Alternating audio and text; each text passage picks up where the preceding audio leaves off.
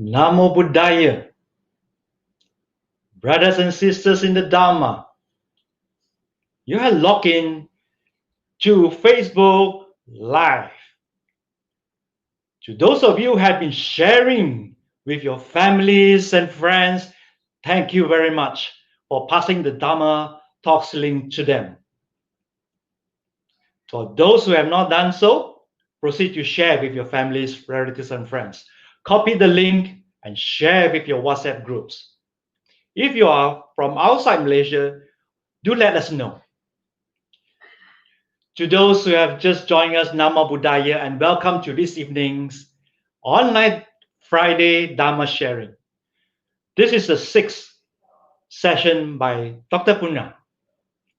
It will be another interesting Friday evening talk. Sadhu to you for choosing to tune in tonight's talk. Take the opportunity to wish each other in the comment box. Example, sadhu to our speaker, and also gives all of us the like later on. Tonight's Dharma sharing is Breaking Myths, number 6. Did the Buddha only teach Dukkha and its cessation? What do you think? If you like, you can type your answers.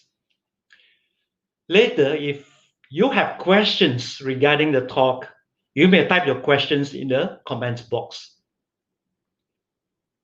Brothers and sisters in the Dharma, before we proceed, let us pay homage to the Triple Gem, take our 3 refuges, and observe the 5 precepts.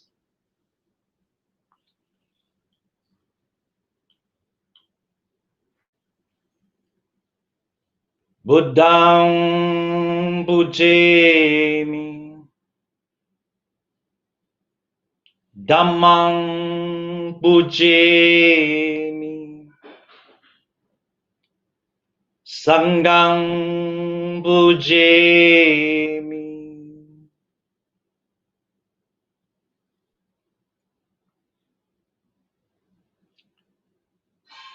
Namakara.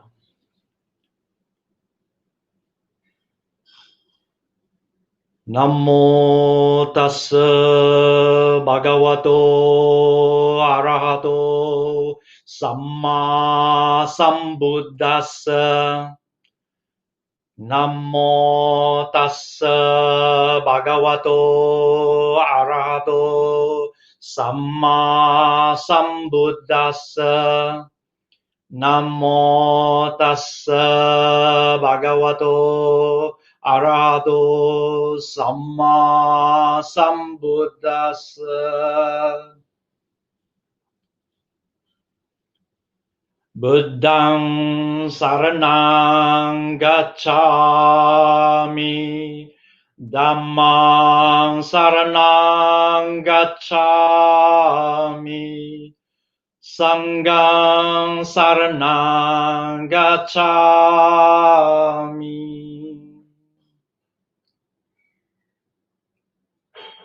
Tutiyampi Buddhang saranang gacchami, Tutiyampi Dhammang saranang gacchami,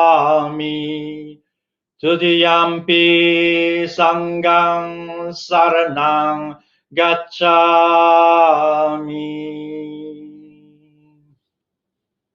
Tadiyampi Buddhang saranang gacchami, Tadiyampi Dhammang saranang gacchami, Tadiyampi Sanghang saranang gacchami.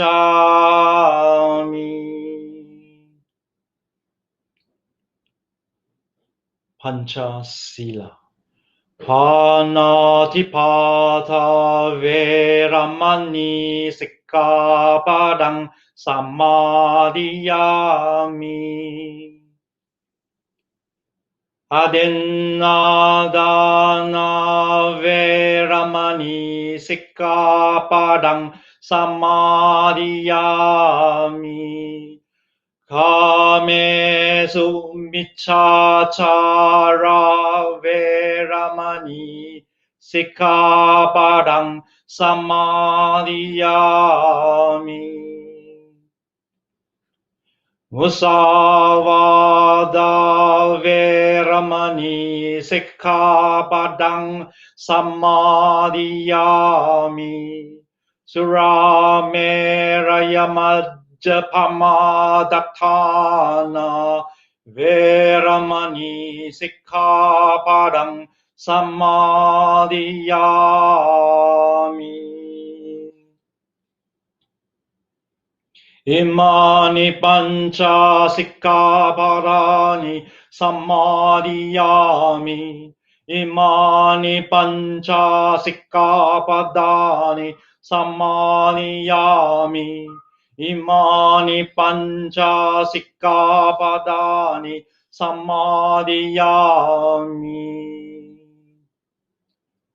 Sadhu, sadhu, sadhu.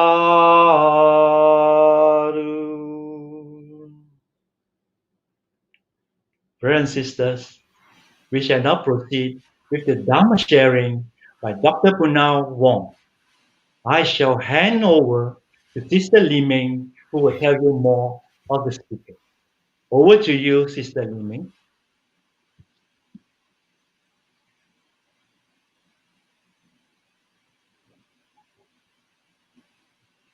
Good evening and Sukhihotu to all brothers and sisters in the Dharma and to all our viewers who are tuning in to our Dharma sharing session tonight.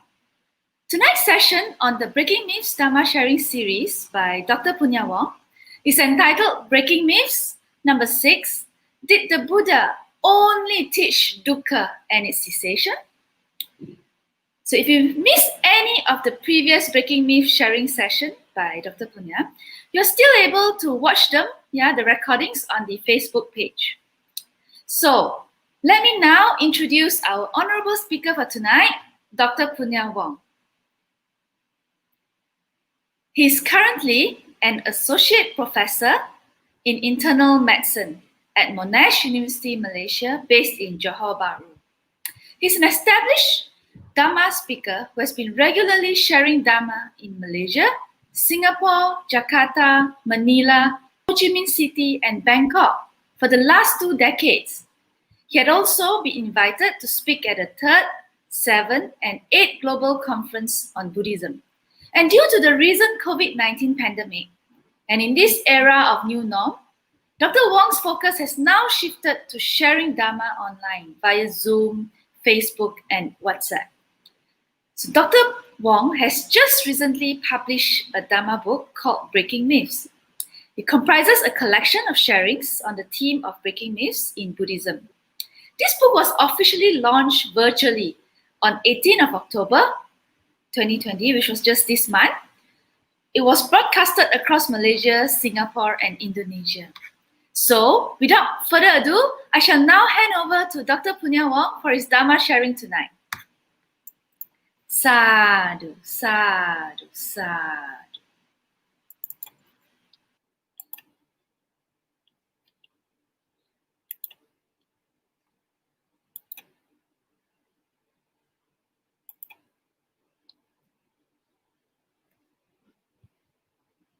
Namo Buddhaya. Good evening, brothers and sisters in the Dhamma. I wish you all well, good health. My home city of Johor Bahru has just been declared a red zone today. So I can well empathize with all of you who are scattered all over Malaysia, who have been living in red zones. From now, our schools are closed and life again slows down. Please take good care of yourselves. Please don't touch your mouth, your eyes, your nose. Please wash your hands. Tonight, I'm very happy to share. And I'm especially happy that tonight we are able to unite many Buddhist centers together. We are all streaming to each other via each other's platform. And I think that if there is one good thing which comes out of this COVID-19 pandemic, it is that it has made us realize how small the world is, how connected we are. And I'm so happy that the various centers are now holding hands, sharing resources. And I'm very happy that this first time streaming across so many centers is doing well without technical hitches. Tonight, I'm going to share on whether the Buddha only teach dukkha and its cessation, because this is a commonly quoted line. In an article in Tricycle magazine, written by Venerable Bhikkhu Bodhi, and you all will be familiar that this is the Venerable who contributed much to our modern translations of the Pali Canon, having translated Anguttara Nikaya, Samyutta Nikaya, and co-translated Majjhima Nikaya. He is truly a giant in the 20th and 21st century. And in this article, he actually clarified that the widely quoted praise of the Buddha, I only teach dukkha and its cessation, found in Majjhima Nikaya 22 and Samyutta Nikaya 22, is wrongly translated by none other than he himself. Venerable Bodhi had pointed out his mistranslation, which had led to a misinterpretation of the Buddha's teachings. But then, of course, he's not the first. There were many who also translated this line similarly. And Venerable Bhikkhu Bodhi said, I have to confess that I am one of the perpetrators of these literally false paths, for in several of my own past writings, I authoritatively cited the wrongly rendered version of the statement as proof that the Buddha's entire teaching was only about suffering and the end of suffering. But I have since learned otherwise. This experience has enabled me to see how linguistic misreadings of Buddhist texts can give rise to wrong doctrinal interpretations and even promulgate modern myths about the meaning of Buddhism. It takes a big man to say, I made a mistake. So we must not give a wrong impression to people, especially those who are new to the Dhamma. Venerable Bhikkhu Bodhi says that the word only must be omitted. So I only teach dukkha and its cessation is changed now to I teach dukkha and its cessation. The word only is omitted. So it is no longer restrictive and exclusive. Another giant in the world of modern translation is Ajahn Sujato. Sutta Central is a big site whereby almost everything that you will need can be found with regards to the Pali Canon. Ajahn Sujato's translation is about the same, as he translates it as, all I describe is suffering and the cessation of suffering. And Ajahn Sujato also realized that, yes, we had made a mistake. He said, yes, I think it's a good point. I had not really noticed that detail in the usage of eva, but a quick scan of the many hundreds of times that idiom is used, it is clear that when in use in this form, it doesn't have an exclusive sense. Hence, he too had changed his translation to, in the past as today, what I describe is suffering and the cessation of suffering. Now, in the past as today, what I describe is cessation, and the cessation of suffering has a very different connotation from all I describe is suffering and the cessation of suffering. Or even worse, I only teach dukkha and its cessation. That's because in the English sense, only implies a very restrictive and narrow perspective. And this gives a rather negative impression of the Buddha's teachings. Only will mean no one or nothing more. Not even just, but no one or nothing more. It is simply that. And we all know that that is not true. Now I'm going to ask Sister Liming. This is a Samyutta Nikaya translated by Bhikkhu Bodhi, the connected discourses of the Buddha. Is this the word of the Buddha? Many of us think it is, but the reality is no. These are the words of Bhikkhu Bodhi. These are not the words of the Buddha. Certainly the Buddha did not speak in English. So please, this is a very important realization for all of us. When we read these suttas, remember they are like a finger pointing to the moon. The suttas point to the teachings of the Buddha. The words are the words of our translators. Well, if you can read Pali, then you will probably be closer. But the Buddha probably spoke in Magandhi, and Pali is a dialect likely to be on the west side of the Gangetic Valley. So we are thinking at this point that Pali is probably very close to Magandhi, and Pali was the dialect that was chosen to preserve the canon. So I think that it is wise for all of us who read either the translations, the modern ones as in the ones by Bhikkhu Bodhi and Ajahn Sujato, and the old ones like in the Pali Text Society versions, beautiful English but very archaic. Please keep in mind, those are the words of the translators.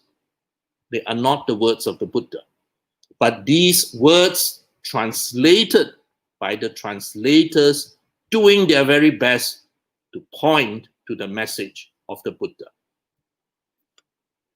Looking beyond words is important. Let's take a first example. Now, we are lucky that the Buddha Sasana split into three or two rather early in its history and then broke into 18 schools a little bit later. Why are we lucky? People will say, this is bad. But no, I look at it as we actually lucky because we have now a canon in Pali, we have got a Sanskrit canon, and we have a very extensive Chinese canon. And we have a Tibetan canon as well. How this helps us is because about 100 years or so after the demise of the Buddha, it broke into two and then subsequently into so many schools. So if you have lessons or discourses or suttas which are found in the Pali canon, in the Sanskrit canon, in the Chinese agamas, and in the Tibetan canon, then that message, that discourse, that teaching is likely very old and predates the schism. If you have discourses found in only one and not in the others, then it is very likely that this came about only after the division of the schools. And these are much later teachings. So by doing this, scholars are helping us get closer and closer to the words of the Buddha. So having texts in various languages like Sanskrit, Pali, Chinese, Tibetan actually helps us have a better understanding of the Buddha Dharma. Now all these texts agree that the Buddha spent the first 7 days after he attained perfect awakening under the Bodhi tree. The joy of jhana was his food, wisdom was his broth, his mind peaceful and without distraction. For 7 days and nights, he sat under the Bodhi tree and watched the Bodhi tree, which played such an important role in his enlightenment. This is an iconography, Buddha sitting underneath the Bodhi tree with the characteristic heart-shaped leaves touching the earth, which is the usual mudra for the moment of enlightenment. Now, what the Buddha did was teaching us a lesson in profound gratitude, without having even said a single word. Profound gratitude to the Bodhi tree that sheltered him during his struggle. Uneventful, but he had silently taught a great moral lesson to the world. Gratitude. We must have gratitude for all our teachers, our parents, and all who have helped us. Often, when I ask students, what is the first lesson the Buddha gave? Many will say, oh, the middle path, the Dhammacakkappavattana, or the Noble Truths. But no. The very first lesson the Buddha gave was a lesson in gratitude. And that is something that we should learn. And it is a lesson not in words, not in speech, but by action. Now, we all share the Dhamma in outreach. And very often we are happy because we managed to help someone. And oftentimes we are sad because we didn't manage to be successful. And now and then we even get severely criticized, given very unkind words, etc. That is to be expected. But what if it is the Buddha himself who is saying, who is talking? Now, many people do not realize that the very first person the Buddha actually spoke to and shared the Dhamma was a man called Upaka, not the 5 ascetics. As he was walking towards the place where the 5 ascetics were staying, he actually passed this man called Upaka. Upaka had a discussion with him, and the Buddha explained that he had overcome all foes. I am all wise, free from stains in every way. I have left everything and have obtained emancipation by the destruction of desire. Having myself gained knowledge, whom shall I call my master? I have no teacher. No one is equal to me. In the world of men and of gods, no being is like me. I am the Holy One in the world. I am the highest teacher. I alone am the absolute Sambuddha. I have gained coolness by the extinction of all passion and have obtained nirvana. Now, you would have thought that when someone is spoken to by the Buddha, it would likely have an effect. But Upaka replied, you profess then, friend, to be the holy absolute Jina, that being a Buddha-like figure in Jainism. And the Buddha said, like me are all Jinas who have reached the extinction of the asavas. Asavas means defilements. I have overcome all states of unwholesomeness. Therefore, Upaka, am I the Jina. You will often hear venerables being called Venerable Jina, Jina this, Jina that, because of this word. When he had spoken thus, Upaka, instead of accepting, listening, showing respect, replied, it may be so, friend, shook his head, took another road, and went away. Now, the very first person that the Buddha shared the Dhamma to was a disappointment. It didn't turn out well, in fact. So do not be discouraged for all of us who are in Dhamma-dutta work. When we fail, when we succeed, do not rejoice too much. When you get called names, well, just let it roll off you like water off a lotus leaf and carry on. Now, can everyone understand the Dhamma? There are centers in Malaysia that have been sharing the Dhamma for 20, 30, 40 years. They would have reached a lot of people. But can everyone understand the Dhamma? This is what the Buddha himself said. Must I now preach what I so hardly want? Men sunk in sin and lust would find it hard to plumb this doctrine. Upstream all the way, obtuse, profound, most subtle, hard to grasp, dear lust will blind them that they shall not see.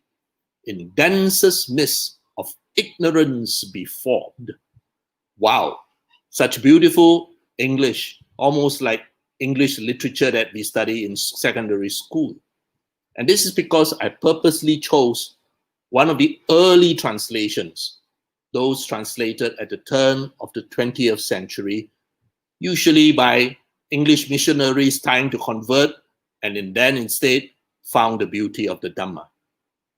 Now, this is a beautiful poetic expression that not everyone would understand the Dhamma, especially those who are blinded by sensual gratification.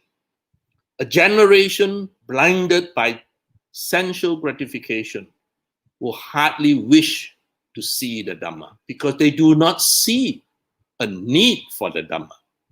That is why one of the most common questions I'm asked is, oh, my children are not interested. Oh, I find it hard to reach my children. Well, the reason is very simple. Your children are exactly, what is happening to your children is exactly what any parent will do, that is to protect them and give them the best, solve all their problems, transfer all their problems over, and basically they lead a good life full of sensual pleasures. In that state, there is no need for the Dhamma. What need of the Dhamma is there when you do not see Dukkha? So even the Buddha here is saying that when you have eyes that are blinded by lust, in densest mist of ignorance before, such beautiful English, not everyone would understand, nor appreciate, nor want the Dhamma. For someone to find the Dhamma attractive, most of the time he had seen Dukkha, experienced Dukkha, and wants an escape from Dukkha. While this is a beautiful lesson in beautiful poetic English, however, those people who translated these at that time of the early 20th century had a Christian or a Western background. So they would have translated it to concepts that they understand. And here I have put in color the word sin. There is actually no concept of sin in the Buddha Dharma. It's just wholesome deeds, unwholesome deeds giving rise to cause and effect. There is no such concept of sin to be forgiven, sin to beg for forgiveness, or sin to be washed in blood. So this is an example that when it is translated by someone in another culture or in another educational background, he is likely to translate it in his interpretation based on his background. So while this is beautiful, it can mislead. Now, sensual pleasures certainly will blind us. Now, even if the bee could explain to the fly why pollen and honey is so much better than shit, the fly would not understand, because the fly is so engulfed by the beauty of shit. If you are a deva, serving the Buddha Sasana, and you look at us mortals, playing games on the internet, doing all kinds of crazy things, getting drunk in pubs, fighting, etc., etc. It will be exactly like a bee looking at a fly circling a hump of shit. That would be the exact scenario. But we are enjoying that shit so much that we do not want to get out of it. So yes, it is true, sensual pleasures will certainly blind us.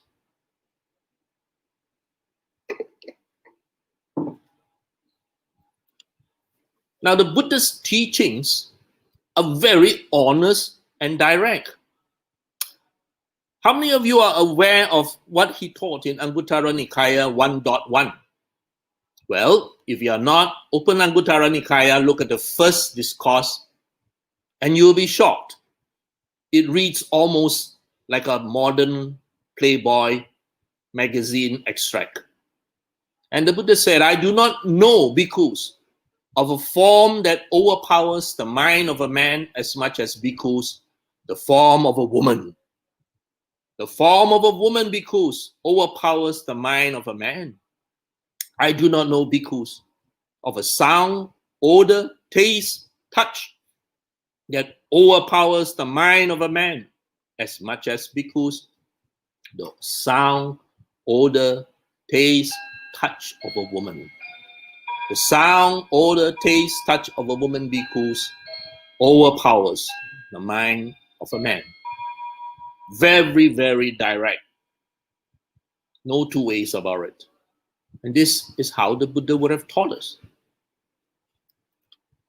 The Dhamma is built on telling the truth, not telling people what they want to hear. It is on reality. People want to hear a lot of things. Li Ming wants to hear that if I is to dana 100 ringgit to Subang Jaya Buddhist Association, I will get back 1,000 ringgit, a tenfold increase. That's nice. Everybody wants that. But that's being naive. In fact, ridiculous. And similarly, a murderer also wants to hear, yes, I've done horrible things, but if I believe in ABC, everything is wiped off, like the chalk wiped off a blackboard. Yes, people want to hear that.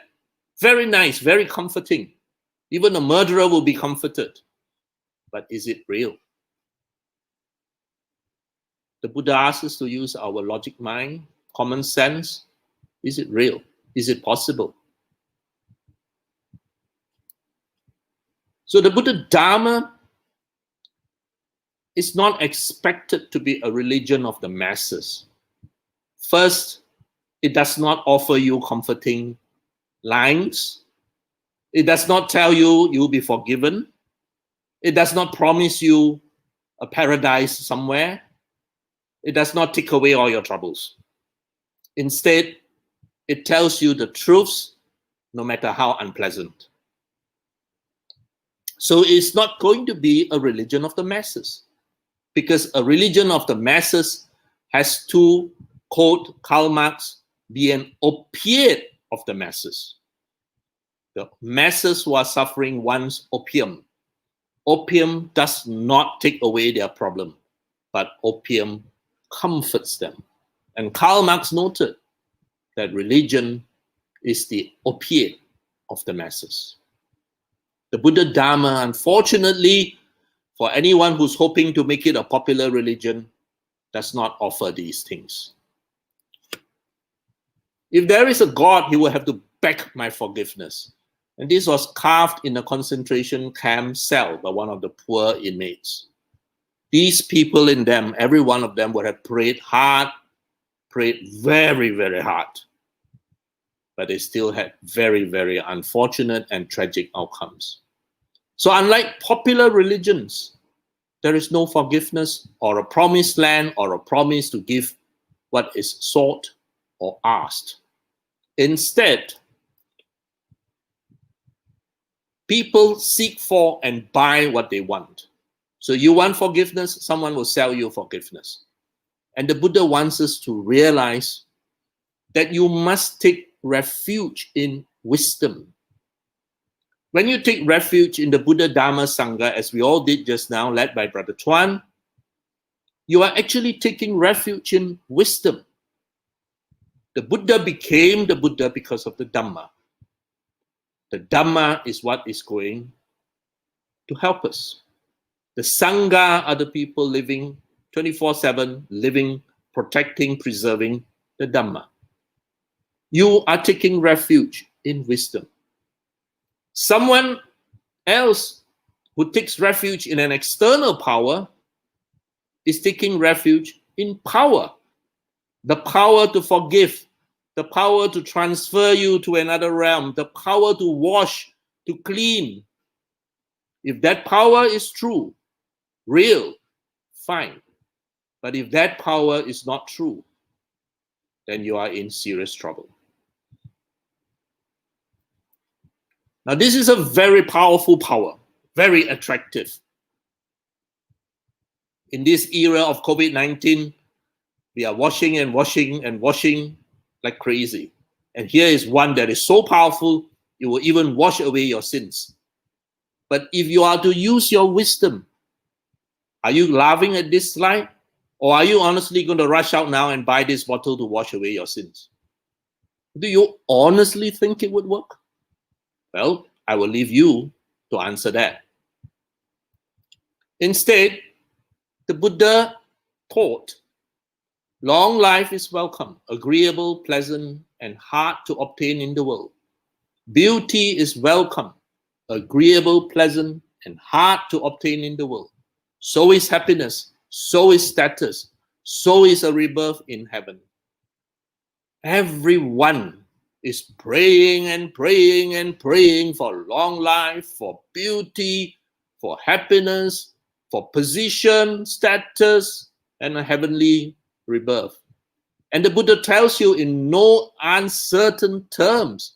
He said, now I tell you, these 5 things are not to be obtained by reason of prayers or wishes. Take a look around you. If prayers work, everybody will live forever. Everybody will be beautiful. Everybody will be so happy. There will be no Yemen. There will be no Middle East wars. There will be no tragedies all over the world. Everybody will be rich and powerful. But is it so? If you are to obtain this by reasons of prayers or wishes, the Buddha said, who here would lack them? Human beings have been praying for 200,000 years, and yet we are still looking at the same problems that they had 200,000 years ago.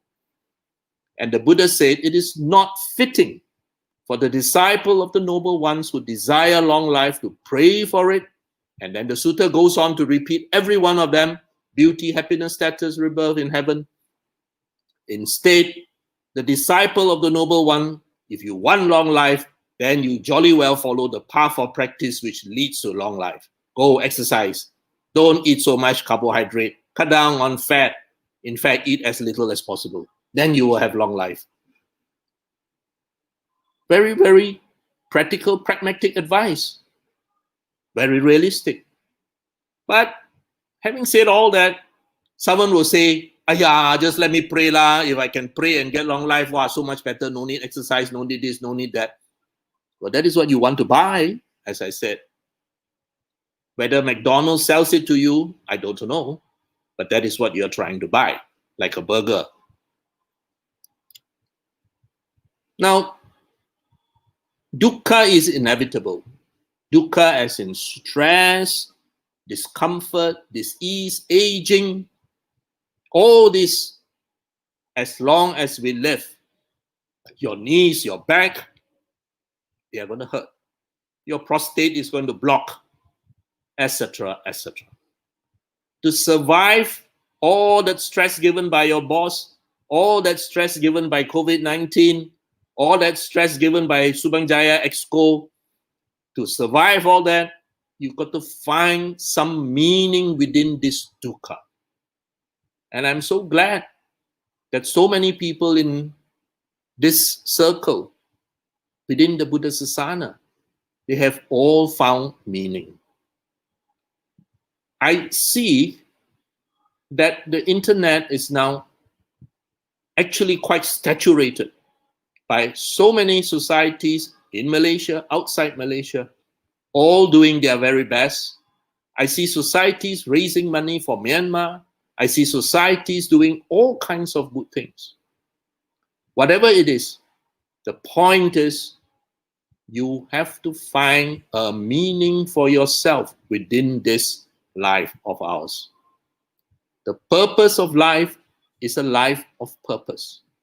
So if your meaning is Dhamma Dutta work, fine.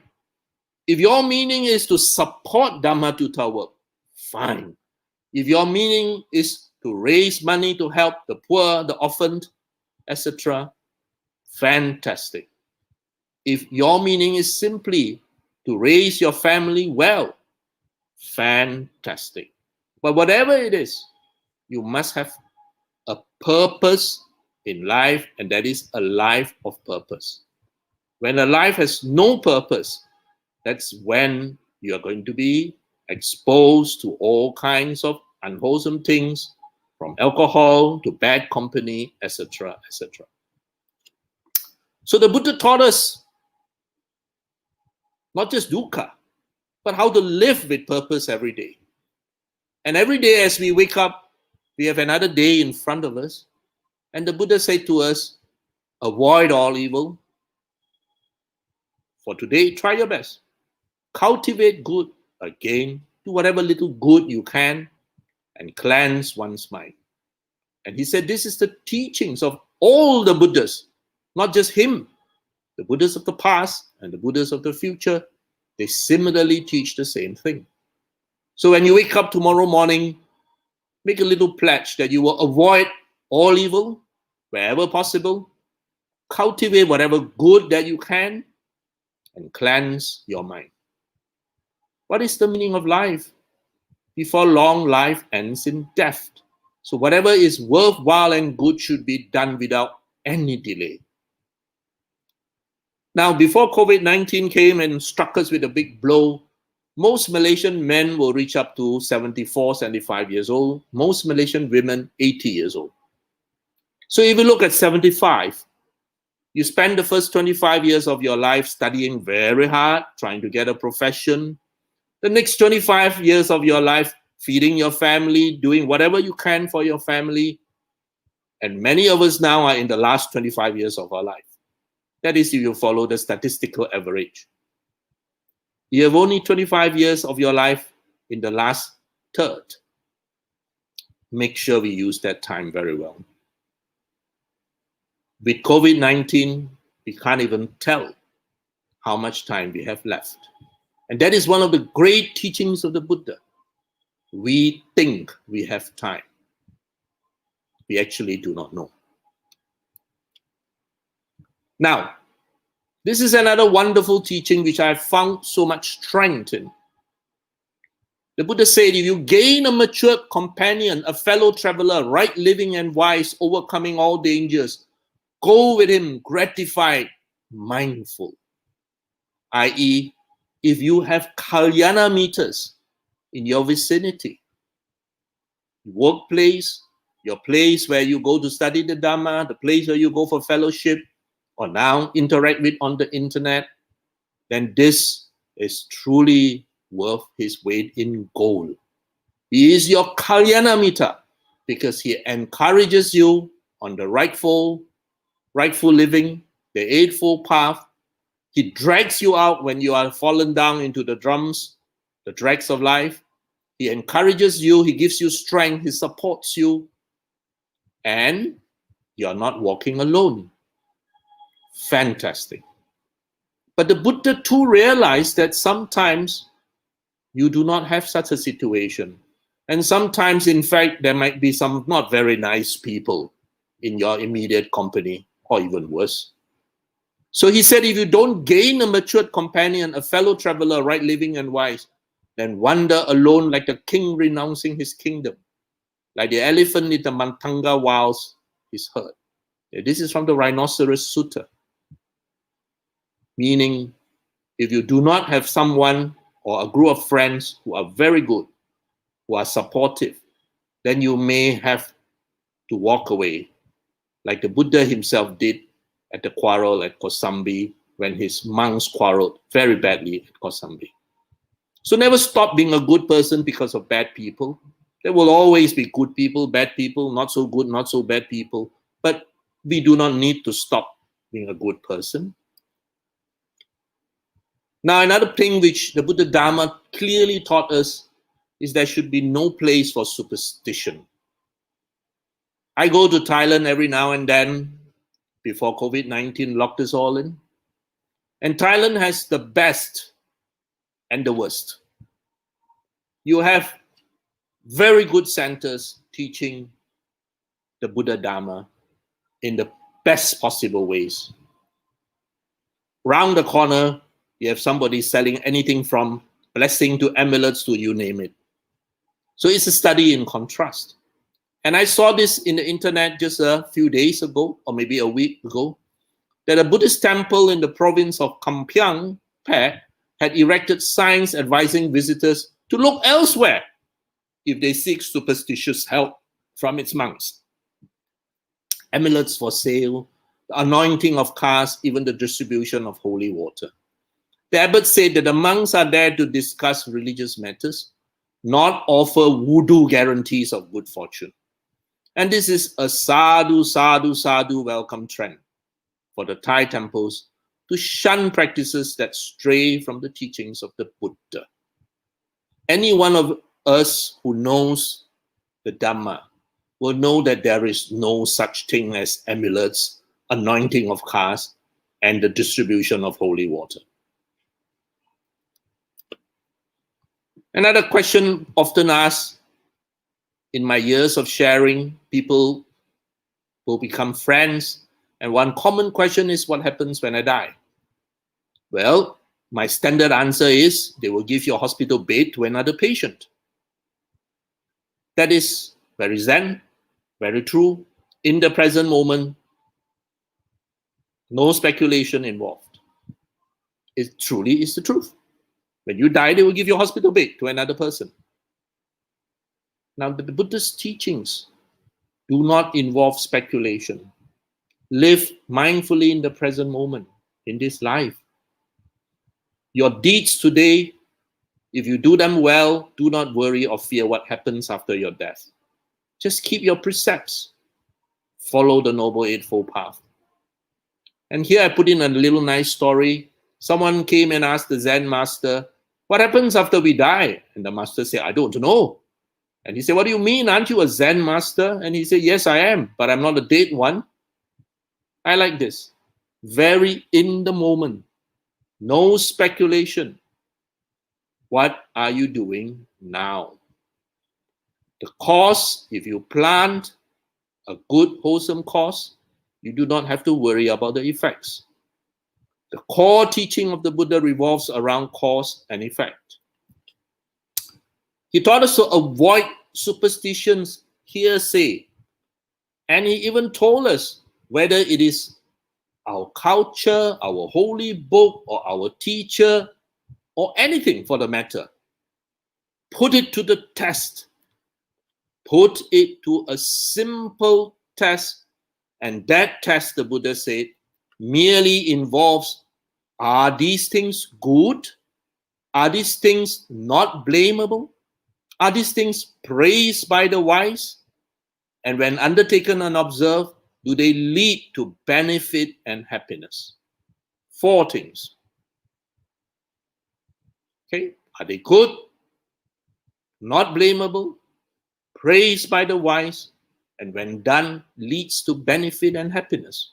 So it is a very simple 4-way test. Whether it is your culture, whether it is your tradition, whether it is your education, your teacher, etc. Put it to the test. If your answer is a resounding yes to all 4, then the Buddha said, abide in them. A very practical guideline given to us by the Buddha. Now, this is not in the canon. I am not aware of a tea ceremony in the canon, but it is good. It is not blamable. It is praised by the wise, and it leads to benefit and happiness. So I would say, let us enter on and abide in them, because this is a lesson in gratitude, respect, humility, something we should continue. So is Qingming. So is what we do in Chinese New Year. It's not in the canon for sure, but it is good. It is not blamable. It is praised by the wise, and it leads to benefit and happiness. Gender. Gender as in sex. During the Buddha's time, there's a strong belief that giving birth to a baby girl first may be unlucky. I do not know about your own family experiences, but I've certainly come across in a generation above me, or maybe 2 generations above me, when people gave birth to a baby girl first, and they would have given that baby girl away because they don't want the first child to be a baby girl. Even in Malaysia. Now, this is in the Buddha's time, and Queen Malika, the queen of King Pasenadi of Kosala, had given birth to a daughter. King Pasenadi of Kosala happened to be with the Buddha at the point, and news was brought to him that his queen, Queen Malika, had given birth to a daughter. And King Pasenadi was displeased, hearing that his queen had given birth to a baby girl while he wanted a boy. We have to understand King Pasenadi is a man of his era, of his culture. Now, the Buddha disclosed the fault of such superstitions, confirming that such beliefs are meaningless. But the Buddha put it to King Pasenadi in a way a modern counselor would be proud. He used absolutely brilliant counseling techniques. What little counseling classes that I attended in the university, it's in here. First principle in counseling, do not argue with the client. Do not disagree with the client. He is not here to start an argument with you. Listen to the client. Help the client see, but do not argue. So the Buddha told King Pasenadi, a woman, O Lord of the people. O Lord of the people, he's the king after all. You must give him his due respect. May turn out better than a man. The Buddha didn't say a woman is better than a man, because that would have made King Pasenadi immediately turn away. His culture is such that a man is superior. So the Buddha used very good counseling techniques. A woman, O Lord of the people, may turn out better than a man. Suggest it to the client. Let the client figure it out himself. She may be wise and virtuous. Well, that is why she may be better. She may be a devoted wife. Well, in King Pasenadi's era, a devoted wife is probably number one on the list of to do. Revering her mother-in-law, that's probably number two in the list. And more important, give birth to a son. That's number three. The Buddha had made use of what King Pasenadi's culture and belief, things that he holds on to strongly. Use that. That son to whom she gave birth may become a hero, O Lord of the land. The son of such a blessed woman may even rule the realm. Look at the counseling technique here. Look at the way he comforted him. Anyone who listened to this will say, yeah, you're right. You're absolutely right. Now, this is what I mean by looking beyond the words. Any counselor in this group reading this would have been proud of the Buddha, even though the Buddha never claimed to be a professionally trained counselor. In fact, we probably will learn from him. Now, I told you earlier that the Buddha's teachings do not tell you false promises, do not tell you all your problems will go away. Instead, it tells you to deal with reality. Problems will be there, deal with it. Ayya Khema said, it is often taught that the Buddha's doctrine teaches one that suffering will disappear if one has meditated long enough, or if one sees everything differently. It is not that at all. Suffering isn't going to go away, and that's realistic. But the one who suffers, that concrete being that we perceive him to be, is going to go away. He's going to realize he's not a concrete being. He's going to realize that he can change. He's going to realize that he can have a different attitude, and that his mental attitude is not cast in stone. He's going to realize the realities of life and adapt to it. The Buddha's teachings also include a lot of things on family life. The Sigalovada Sutta is familiar to everyone here, I assume. But there are lots of teachings with regards to the duties of a husband, duties of a wife, duties of children, duties of teachers, etc. And of course, in the modern era, there are so many books available, all expanding on what the Buddha taught. And I hope you realize that your spouse is your in-house Dhamma teacher, and your house is the potential Buddha. Please take good care of your potential Buddha. Tenzin Palmo, beloved of all of us, she gave a wonderful explanation of what is attachment versus love. And attachment is the very opposite of love. Love says, I want you to be happy. If I am also happy, fantastic. But I want you to be happy. And you can see that example in your parents. Attachment says, I want you to make me happy. So when a boyfriend tells a girlfriend that I love you, it is with condition A, B, C, D, E, F, G, etc., etc., etc. Whole long list of conditions. You must do this, you must do that, you mustn't do this, you mustn't do that. Because if not, I'll be unhappy. So what is love? An unenlightened attachment says, for I, the love, Thai love, is a jealous love. I possess you. But metta, which is what the Buddha wants us to have, says, I am happy because you are happy. Today, a very good friend of mine, the daughter got married in Australia. Unfortunately, because of COVID-19, it is again a marriage conducted via internet to the relatives in Malaysia. But I think that this is a wonderful lesson that I would like to share with this newly wedded couple. If you love each other, the word I does not exist anymore. It is the word we. If you love each other, you will do your best to make the other person happy. Attachment, of course, will be there at the beginning, but you will learn to evolve. This attachment will slowly change to love and hopefully to metta. Metta, the Buddha said, is best illustrated by the love shown by a mother to her only child. And those of you who are parents in this group will know exactly what I mean. I want you to be happy.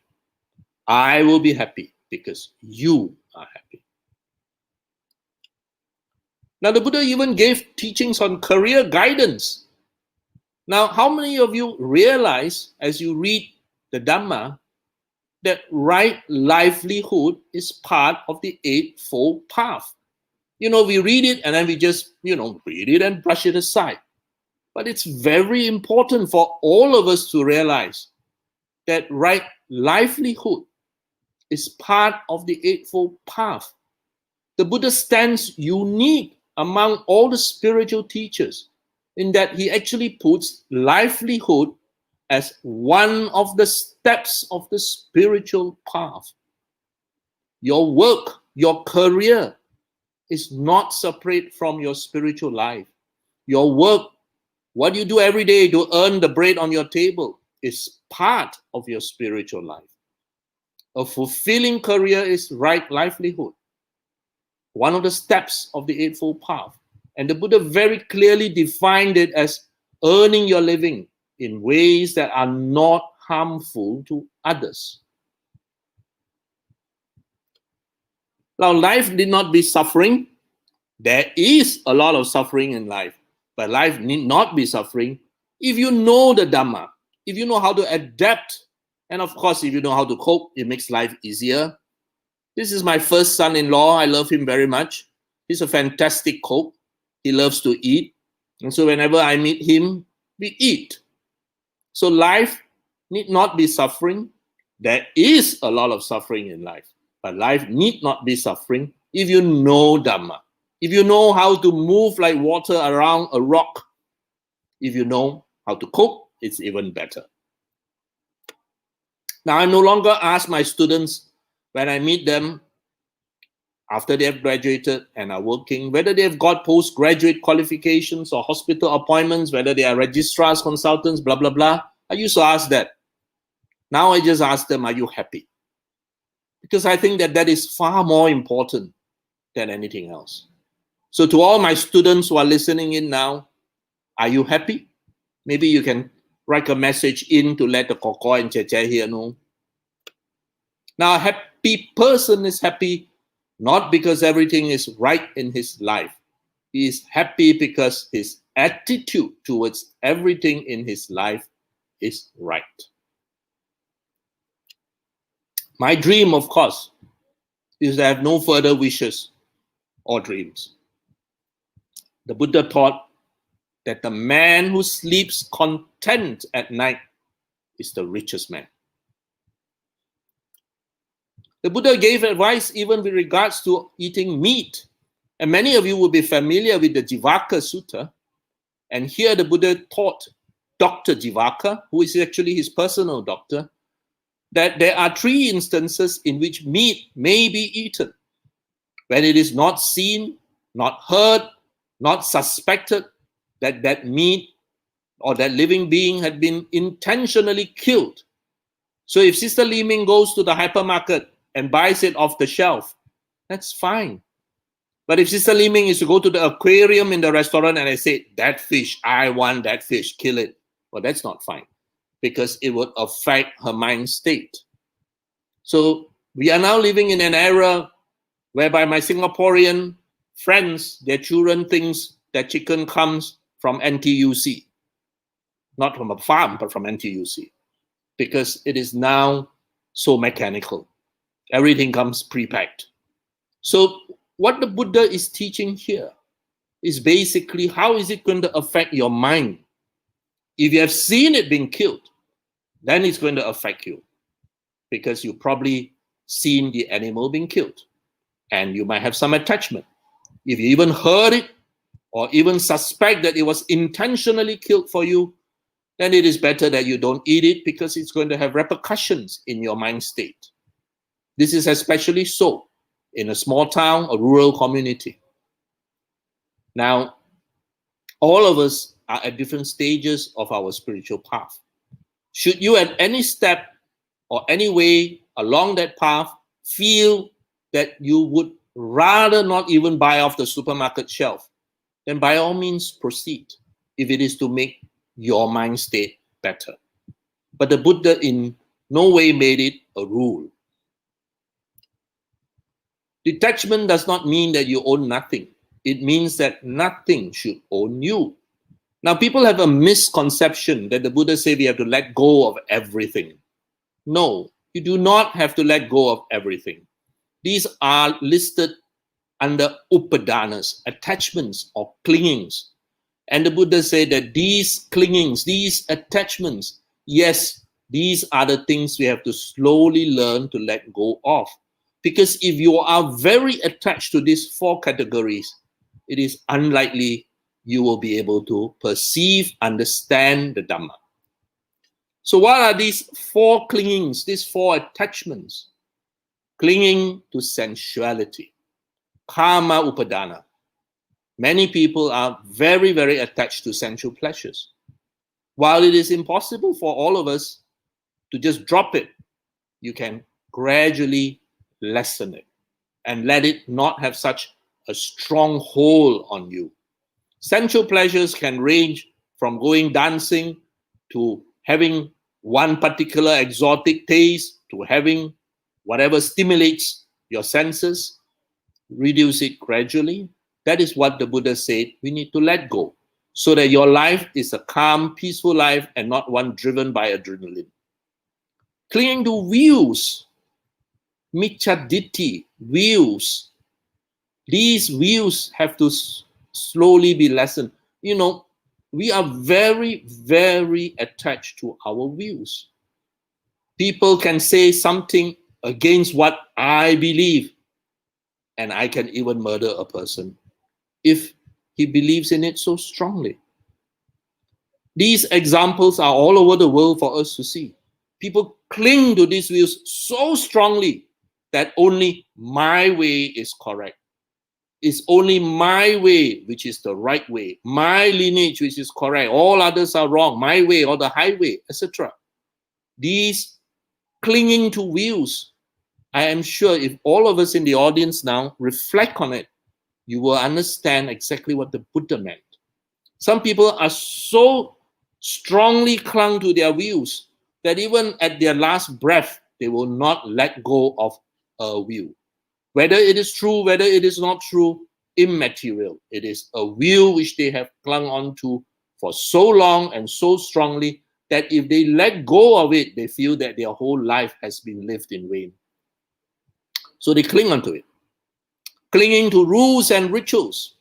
A lot of people are very religious under inverted commas in front of many people, duly following a routine of rites, rituals, pujas, etc., etc. Now, the Buddha told us that what is important is not the external, but in the mind, the internal. So the mere attachment to rules and rituals and rites, that is not going to make you enlightened. And finally, of course, clinging to the wrong view, the ego perception of a self, a concrete self, a solid self, that is, of course, probably the strongest of our attachments. Even as you lay dying, many people are so strongly attached, they refuse to let go. And this, the Buddha said, these four upadanas, they are the fuel, the petrol, the kerosene that leads to rebirth, the fuel for rebirth. And this we have to slowly learn to detach, to disengage from. Now the Buddha's only show the way. I like this cartoon strip, Old Lady, Old Man. Al, have you heard of the 10 most powerful 2-letter words? Husband, as usual, titapa attitude. Nope, it doesn't ring a bell. And the wife said, if it is to be, it is up to me. And Al says, that's very profound. I like it. This is very much in tune with the Buddha Dharma. Maybe this couple are Buddhists. Divine messengers. People talk of gods and devas, but the Buddha talk of a deva dutta, an ambassador of the gods. And what are the ambassador of the gods, the Buddha taught us? They are like massive boulders coming towards us, only that you refuse to see it. They come in from all sides, from all directions. This is aging and death. Every time you see aging, you see death. It is a divine messenger, an ambassador of the gods, talking to you, telling you, use your time well. Use your life well. You look at this old man, for example. I got a shock when I saw the video a few weeks ago. Now, it is challenging to practice as you get older. It is even more challenging to practice when you are ill. It is impossible to practice when you are dead. All the rites and rituals at your funeral won't serve anything. You should remind yourself continually of aging, illness, and death. In fact, this is one of the protective meditations the Buddha wanted us to do. Every day he said, recall aging, sickness, and death. Then you will live your life better. Use your time better. Motivate yourself to practice and avoid doing unwholesome things. Now, the greatest gift is the gift of the Dhamma. To me, the second greatest gift is the gift of time. Because I can give you anything. I can give Sister Liming a book. I can always buy another one. I can even give Sister Liming pocket money. I can always earn pocket money. But once I have given Sister Liming my time, it is impossible for me to get back my time. It is gone forever. So when my daughters got married, the first daughter got married, this pocket watch was given to me by my late father-in-law. I gave this to my first son-in-law, and I reminded him that all I need from you is not money. All I need from you is a time that you and my daughter can spend with me and my wife. So similarly, when my second daughter got married, I gave this watch, my own watch, to the second son-in-law, and I told him the same message.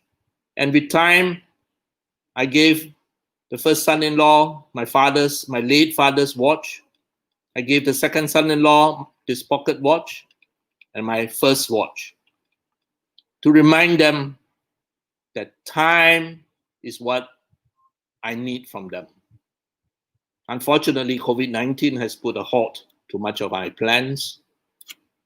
Now, the Buddha even taught medical ethics. How many of you are aware that the Buddha even taught medical ethics? How to be a good doctor. I do not need to go through this. Suffice for it that you all know that he gave even advice to those people who are practicing medicine, administering to the sick, how they should go about it. He even taught you who were sick how to be a good patient. What are the qualities of a good patient? Amazing. If you want to know the details, just Google it. It's all there in the internet. And of course, for lots and lots of devotees, they come and pray and pray and pray, and they want protection. They seek an amulet. They seek a blessing. They seek a venerable to spray some water over their heads because they want to be protected. But what does the Dhamma tell us about protection? The Dhamma protects those who live by the Dhamma. The Dhamma well practiced brings bliss. This the reward when the Dhamma is well practiced. One who lives by the Dhamma doesn't go to a bad destination. For Dhamma and non don't bear equal results. Non-Dhamma leads you to a bad destination, Dhamma to a good destination. Your amulet is the practice of the Dhamma. Your amulet is not to be blessed by some venerable or have holy water given to you. So let us strive diligently with mindfulness. Whatever little merit that you do will not be wasted, just like water never goes anywhere. It's all the time around in various forms. It will never vanish, even a drop. Do not believe, act. And even a simple thing like a spider or a cricket, why kill it? Take it, throw it away outside. One day, you might be in a similar situation. Let's hope someone shows you the same mercy. How will you know whether you're making any progress? You will know it. What makes you mad now makes you laugh. And finally, the Buddha taught even businessmen like many of my Kayana meters in JB how to do business. When it comes to business, everyone wants profits. The Buddha gave guidelines on this and not sacrifice the bottom line of profit. First and foremost, you have to define your goal. And the Buddha said that it must be like a bee collecting pollen. Doesn't harm the flower. Right livelihood, middle way.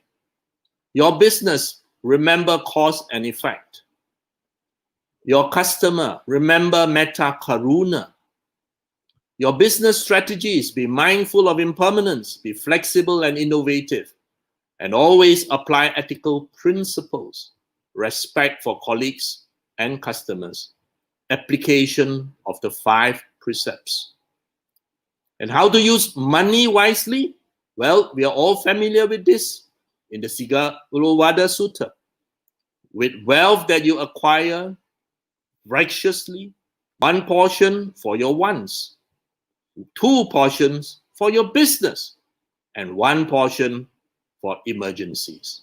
Now we are in COVID-19. That 4th portion is coming in. We are all living on that 4th portion. So people prefer hearing pleasant, comforting lies than plainful truths. We actually teach ourselves. The Dhamma merely points the way. We trust the Buddha's words. We trust the translator's words. We trust Bhikkhu Bodhi. We trust Ajahn Sujata. But please verify it. Thank you. Thank you, brothers and sisters. I hope that I had helped you in some way. May you be safe in this difficult time. May you be happy. May you be well. Sadhu. Sadhu, sadhu, sadhu. Thank you very much, Dr. Punya, for such an enlightening and eye-opening Dharma sharing session tonight. I believe our viewers here do concur with me.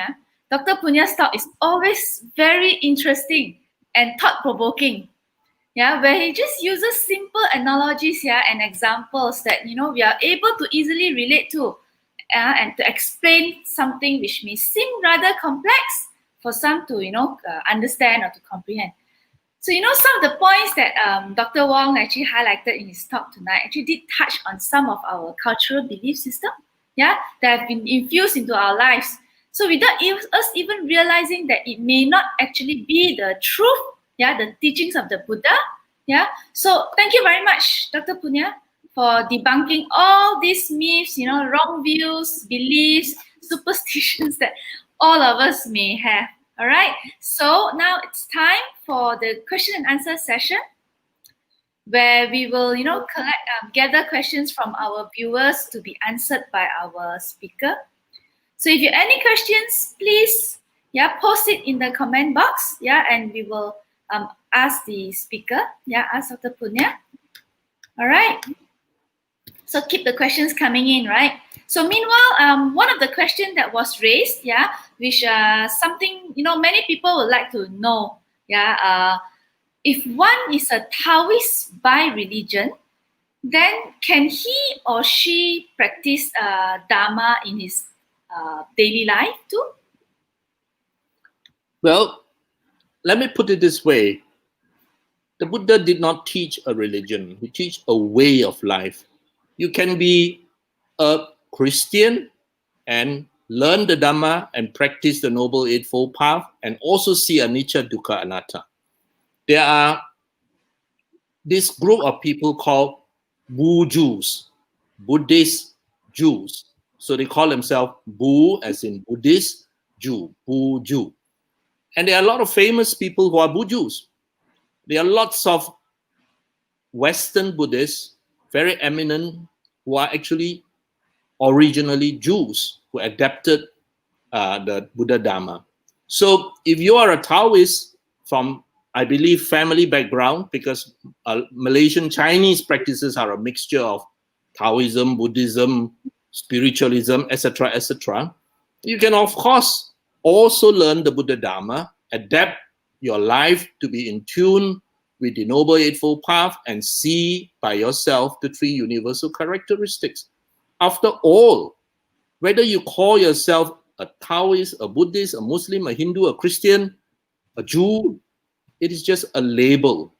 It is our karma, and that is what you do, which is important. After you and I die, nobody bothers. You can't bring your IC card with you, I mean, they may burn it for you, but you can't bring it along with you and say, see, it's written there, I'm a whatever. So it is what you have done in your life, and that is your karma, your karmic actions. That is important. So by all means, if you are a Taoist, Buddhist, Hindu, Christian, Muslim, whatever, practice whatever you are practicing, and you can still learn the Buddha Dharma, you can still apply it. All right? Yes, thank you very much. Practicing Dharma is actually a way of life, isn't it? Right? Yeah, so I think the next question that we have from one of our sisters, Sister Jeanette Ang.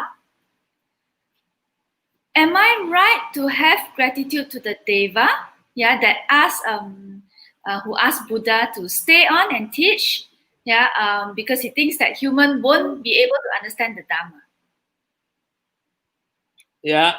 Brahma Sahampati. If you follow the Thai tradition, in their practice, before every Dhamma talk, there'll be a person who will recite that line, taken verbatim, where Brahma Sahampati made that appeal to the Buddha. And so, yes, if you say, can I be grateful to the Deva who made the appeal or invite the Buddha to teach? Yeah, by all means, yes. That's perfectly all right. And as I said, in the Thai lineage, they actually recall the good deed by the Deva every time before a Dhamma talk begins. Somebody will chant the invitation. Okay? Thank you. Right, another question is coming in now. Right, so by Tim Piao, all right. After the Buddha's enlightenment, he spent the first week at peace and in bliss under the Bodhi tree. But he only expressed gratitude and performed Animisa Lokchana in the second week by gazing at the tree from a distance for 7 days. So just want to clarify this issue. Is this not so?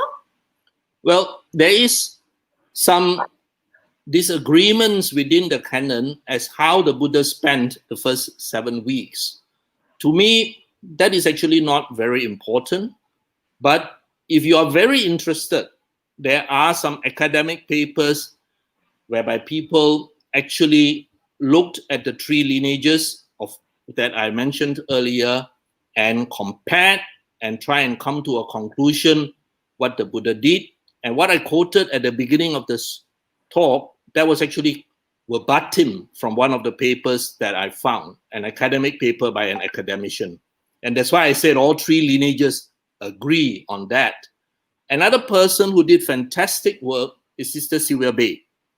If you are keen on what happened and the differences even within the Pali Canon as to how he spent his time, then do download Sister Sylvia Bay's book. It's also available free on the internet, and that would help you clarify better what the Buddha did in the first week, second week, third week, fourth week, etc.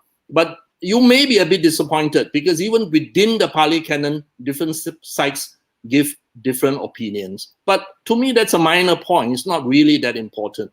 The important is reading beyond the line. What is the lesson that the Buddha was teaching us? All right. If you want the book, just Google Sylvia Bay, B-A-Y. Sylvia is an usual Sylvia, and Bay is B-A-Y, and you will find the link to her book. All right, thank you so much, for this Q&A session. So there you are. Yeah, did the Buddha only teach Dukkha and its cessation? So now you know. Yeah, our speaker gave us a very crystal clear explanation tonight. Yeah, the Buddha taught us many other things. Yeah, about gratitude. Yeah, wisdom, how to live your life with a purpose. Yeah, how to be happy, and many more. All right. So, like he said, life need not be suffering if you know Dharma. Right. So practice now. Thank you, everyone, for all the questions posted, and to Dr. Punna once again for sharing Dharma with us tonight. As he has quoted in his talk, the greatest gift is that of the Dharma, isn't it? Right? So let us rejoice together. Sadhu, sadhu, sadhu.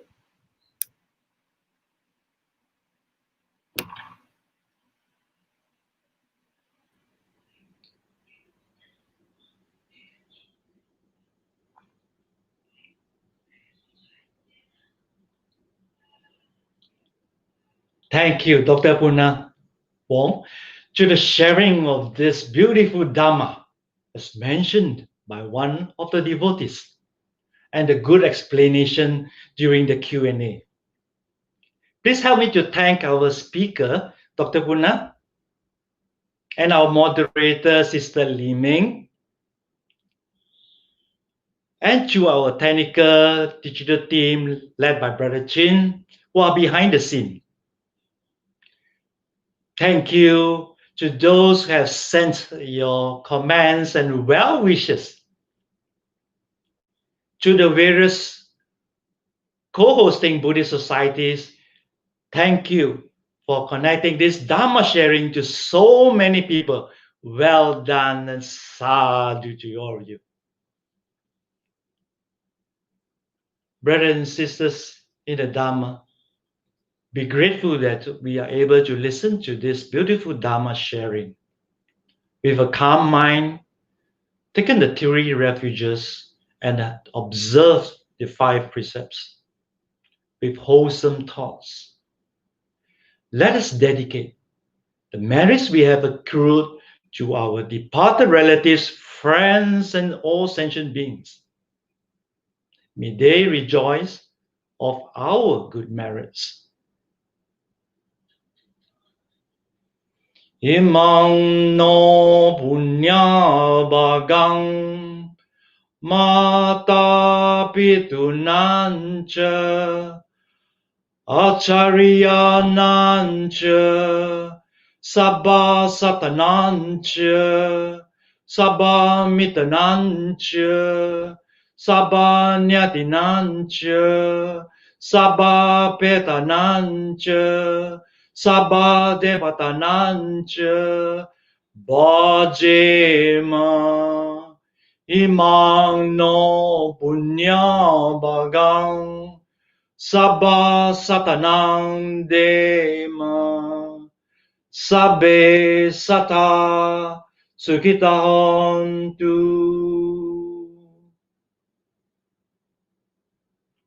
Sadhu, sadhu, sadhu.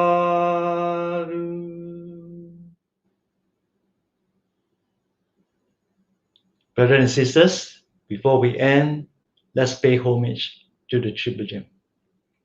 Buddhang pujemi,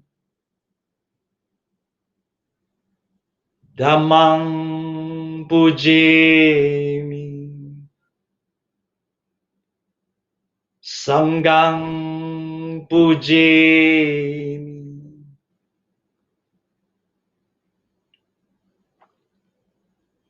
Sukhi Hotu. We have come to the end of this session. Just like our devotees say, another round of enlightening, inspiring Dharma sharing. Dharma sharing which is engaging our mind. Together, let us plant good seeds today for tomorrow's fruits. We need to continuously listen, learn, and practice the Dharma.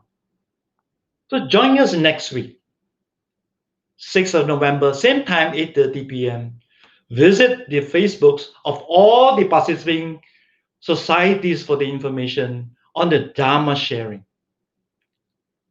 Remember to share the Dharma sharing posters with your families, relatives, and friends in your groups. With despite of the COVID-19 cases near our homes, ensure the safety of yourself, family, and friends. Follow the SOP to be safe, stay home. Before I say good night, may you and your families, relatives, and friends be well and happy, free from suffering. See you again. Good night. Sabbe Sata Sukita Hontu.